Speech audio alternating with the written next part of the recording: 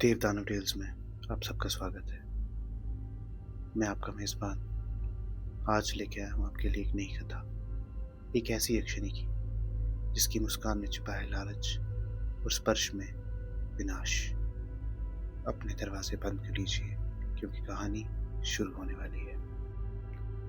कहते हैं हिमालय के घने जंगलों में कुछ इच्छाएं कभी नहीं भरी और कुछ आत्माएं अभी भी उन इच्छाओं की कीमत वसूलती फिरती हैं। आज की कहानी है यक्षिणी, एक सौदा और एक ऐसी इच्छा जो मांगने वाले को कभी पूरा नहीं करनी पड़ती।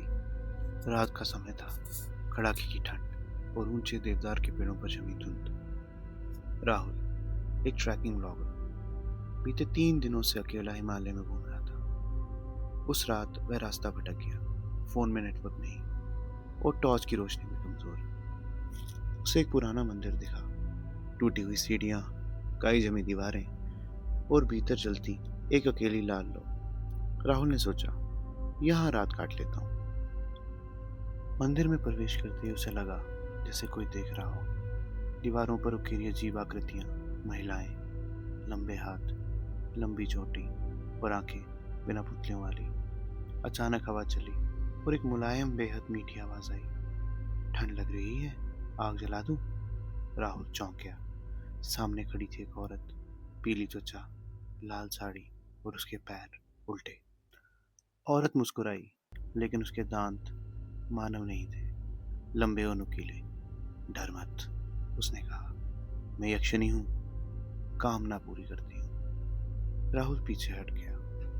यक्षिणी बोली, हर इंसान के दिल में एक इच्छा होती है, मैं उसे सच कर देती हूँ, बस बदले में एक कीमत लेती हूँ। राहुल ने कहा, मुझे कुछ इच्छा नहीं चाहिए, बस सुबह तक सुरक्षित रहना चाहता हूँ। यक्षिणी हंसी, यही तो सबसे खतरनाक इच्छा।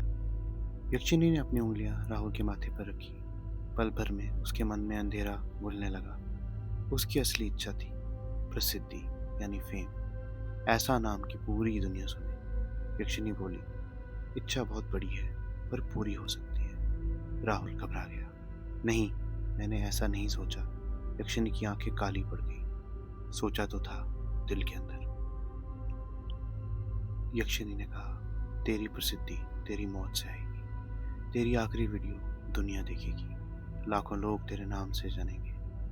तू अमर होगा, बस जीते जी नहीं। राहुल डर से कांप गया। यक्षिणी कभी झूठ नहीं बोलती, उसकी कीमत हमेशा सच होती है। राहुल भागा। जंगल में कदमों की आवाज गूंजने लगी, लेकिन यक्षिणी हवा की तरह उसके सामने आ खड़ी हुई। उसके लंबे बाल जमीन पर बह रहे थे। आवाज गूंजी, भागकर कोई अपनी इच्छा से नहीं बच सकता। एक जोर की चीख, फिर सब शांत। अगली सुबह स्थानीय लोगों को उस पुराने मंदिर के बाहर एक कैमरा मिला। उसमें रिकॉर्डिंग चल रही थी। राहुल का वीडियो वायरल हो गया, लाखों व्यूज, हर न्यूज चैनल पर चर्चा। अजीब मौत, हिमालय ट्रैकर का रहस्यमय अंत। लोग डर गए, लेकिन देखने से नहीं रुके। राहुल प्रसिद्ध हो गया, जैसा वह चाहता था, लेकिन वह कहीं नहीं था। यक्षिणी इच्छाएं पूरी करती है, बस वह भूल जाती है कि इंसान कीमत देने के लिए नहीं बना है।